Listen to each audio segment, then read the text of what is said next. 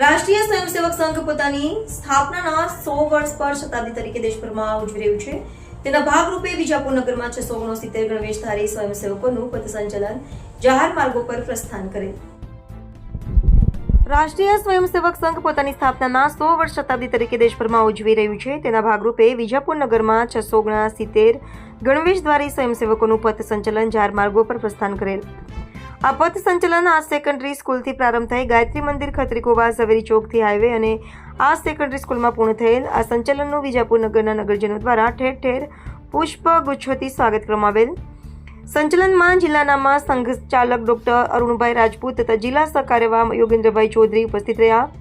આ સંચલન આગામી વિજયાદશમી ઉત્સવના ભાગરૂપે યોજાયું. અંતર્ગત આ સેકન્ડરી સ્કૂલમાં 5 ઓક્ટોબરના રોજ વિજયાદશમી ઉત્સવનું આયોજન રાષ્ટ્રીય સ્વયંસેવક સંઘ દ્વારા કરવામાં આવેલ છે.